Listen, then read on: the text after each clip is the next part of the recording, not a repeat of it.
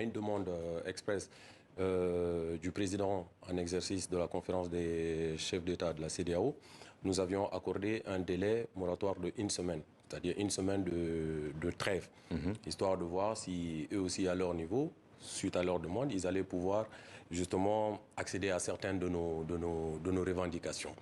Ça n'a pas été le cas, donc ce délai de 1 semaine a pris fin hier, vendredi à 22h30. Donc nous avons levé la trêve et nous allons effectivement reprendre nos manifestations pacifiques et citoyennes pour un rapide retour à l'ordre constitutionnel. Et quelles seront les autres actions menées et quels jours auront lieu ces manifestations?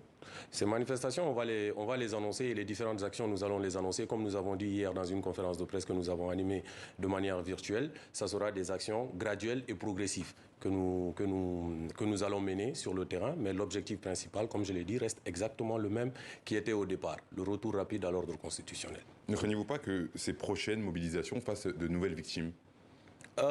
Ça serait dommage et regrettable. Et aujourd'hui, je pense que justement, cette junte au pouvoir devrait comprendre que, c'est-à-dire au lieu de réprimer les populations guinéennes qui sont en train de descendre dans les rues pour manifester, pour réclamer exactement les mêmes choses qui, d'après eux, en tout cas d'après leur discours du 5 septembre, les a amenés à déposer le pouvoir de M. Alpha Condé, il faudrait qu'aujourd'hui, ils commencent justement peut-être à accéder aux demandes de la majorité du peuple de Guinée aujourd'hui, c'est-à-dire la création d'un cadre de dialogue inclusif et sincère où nous allons pouvoir discuter de manière collégiale de la gestion de la transition en Guinée. Est-ce qu'on peut considérer aujourd'hui que le dialogue est totalement rompu entre le FNDC et la junte au pouvoir? Le dialogue n'a jamais existé parce que concrètement, le CNRD, c'est-à-dire la junte au pouvoir, n'a jamais fait preuve de bonne foi. Depuis le départ, nous, ce que nous demandons à cette junte au pouvoir, c'est très simple. Respectez votre parole. Respectez votre parole comment? En respectant la charte de la transition que vous avez à vous tout seul, rédigée de manière unilatérale. Cette charte de la transition qui a son article 8 dit par exemple que cet article 8 protège, c'est-à-dire les libertés fondamentales. Et aujourd'hui, le CNRD viole ouvertement, avec violence et avec arrogance, cet article, par exemple, de la transition qu'ils ont rédigé à eux tout seuls, en interdisant les manifestations et pire, en les réprimant dans le sang. Parce que lors des dernières manifestations du FNDC, il y a eu des morts. Il y a eu 6 morts en Guinée, des morts par balle. Il y a eu une 50aine de blessés par balle.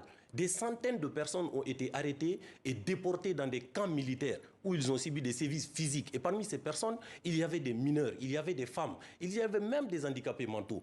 Des personnes ont été déférées, kidnappées puis déférées à la maison centrale de Conakry. Et parmi ces personnes, nous avons le coordinateur national du FNDC, Fonike Mengue, nous avons le responsable des opérations, Ibrahim Diallo, et nous avons un cadre de l'UFR, qui au temps de Alpha Condé était la 3e force politique de la République de Guinée. Je parle de M. Cheikh Yaya Bari. Vous avez été arrêté à titre personnel, vous, il y a tout juste un mois pour des publications sur les réseaux sociaux. Vous êtes en Europe dans le cadre de votre activité d'artiste. Est-ce que vous comptez rentrer en Guinée? Et si c'est le cas, est-ce que vous ne craignez pas d'être arrêté, de nouveau arrêté? Vous savez, moi aujourd'hui, je suis effectivement, comme vous l'avez dit, j'ai été arrêté, jugé et reconnu non coupable pour délit non constitué. C'est-à-dire que c'est encore une fois pour vous montrer la mauvaise foi justement de cette junte au pouvoir. Vous allez retourner en Guinée rapidement, il nous resterait peu de temps. Bien sûr que je vais retourner en Guinée parce qu'aujourd'hui, retourner en Guinée, il faut que les gens comprennent que le mot exil, moi, ne fait plus partie de mon vocabulaire. Je suis un citoyen libre et conscient de mes droits et de mes devoirs. Je n'ai jamais été condamné, vous comprenez? Donc, il n'y a personne, rien ni personne ne pourra m'empêcher de retourner en Guinée au moment venu. Et le jour où je reviendrai en Guinée, si la situation n'a pas changé d'ici là, le lendemain, je serai encore dans la rue pour réclamer ce qui m'est de droit. Merci Diani Alpha, merci d'avoir répondu à nos questions. Je rappelle que vous êtes artiste et responsable de la promotion de la citoyenneté active du FNDC en Guinée. Merci à vous. Merci à vous, monsieur.